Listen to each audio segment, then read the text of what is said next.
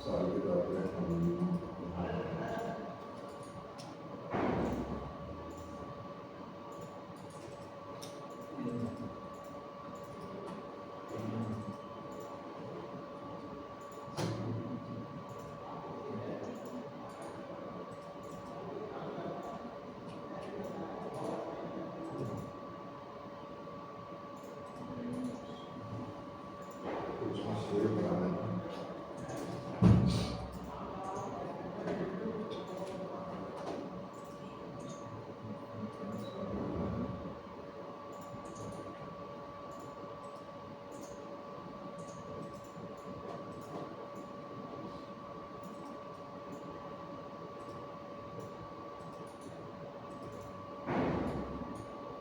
मिसाल के तौर पर हमारे पास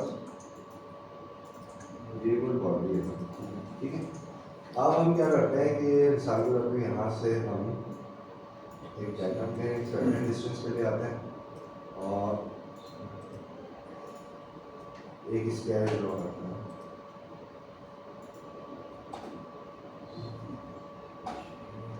अच्छा, हम यहाँ पे कहते हैं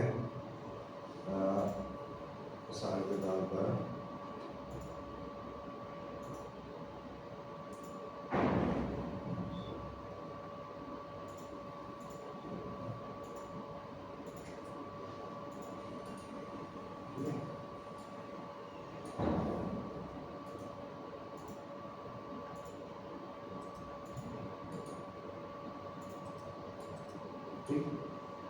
अच्छा, प्रोजेक्ट में क्या होता है कि जब आप प्रोजेक्ट की कमांड सेलेक्ट करते हैं तो ये स्केच हमारा सेलेक्ट हुआ हुआ है, ठीक है। हम सरफेस बता देते हैं, लेट्स सपोज ये सरफेस, तो ये प्रोजेक्ट लगा, ठीक है। अच्छा, अब देखें आप, क्योंकि इसके ना बिहेवियर को समझोगे थोड़ा सा ना।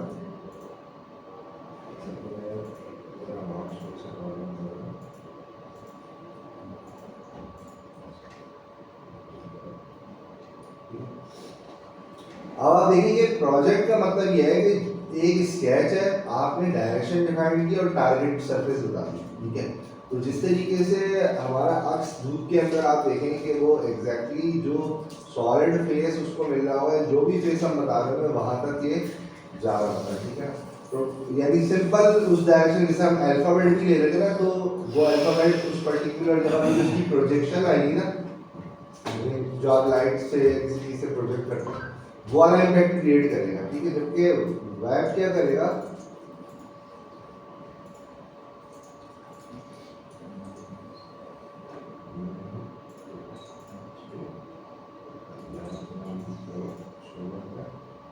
अब देखेंगे इसका ओवरऑल इम्पैक्ट क्या होगा कि आप यहाँ से बॉडी, आपने टारगेटेड बॉडी सिलेक्शन, ये क्या करेगा कि उस चीज को आपके उसके ऊपर क्या नाम है, बॉडी सिलेक्शन भी करेगा। सिलेक्शन में आपने सिलेक्ट नहीं किया डेस्टिनेशन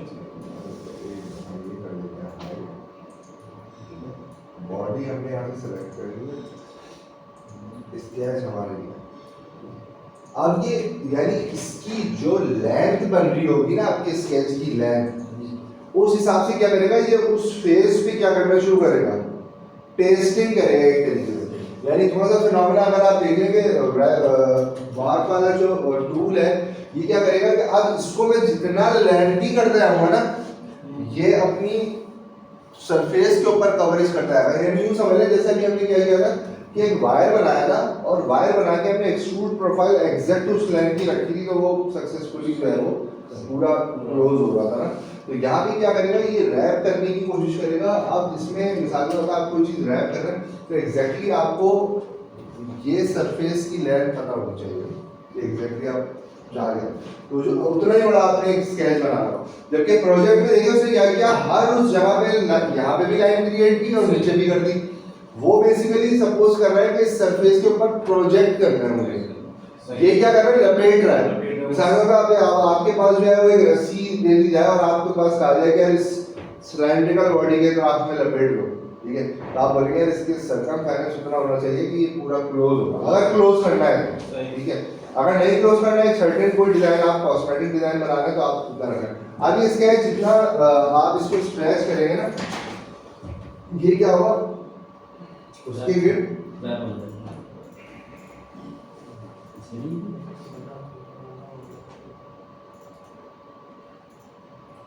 जैसे इसको यहाँ से हम बड़ा कर देना, ओके, ड्रॉपिंग ही काम चलेगा, ठीक है। यानी इसमें बेसिकली जो रैंक वाला फैक्टर है ना, वो है। प्रोजेक्ट में ऐसा कुछ नहीं है। प्रोजेक्ट में तो उस डायरेक्शन के अकॉर्डिंग अगर जो भी सरफेसेस आ रही होंगी वहां पे वो स्केच पेस्ट हो जाएगा। फ्लैट फेस की तो जरूरत नहीं पड़ती, ज्यादा 3D फेसेस के ऊपर होती है। तो बाद में आप कुछ इस तरह के फीचर्स बना लेते ना, जैसे अब मैं आपको बताता हूँ कि जैसे अब ये फेस है ना, ठीक है। अब आप कहते हैं कि यार मतलब इसमें किस तरह का काम होगा, ज्यादातर आप जैसे मिसाल के तौर पर लास्ट टाइम भी हमने किया था ना, याद होगा आपको, हमने सरफेस कॉपी कर ली, ठीक है। इस सरफेस को हमने प्रिंट किया इस स्केच से, और वायर फ्रेम में आके देखा हमने कहा अंदर वाली सरफेस चाहिए, ओके, वापस शेडिंग एक्टिव की। अब इस सरफेस को जो ट्रिम आउट हुई सरफेस है, इसको मैं थिकन करके डिफरेंट पर्पस के लिए यूज कर सकता हूँ, इंटरनल या एक्सटर्नल।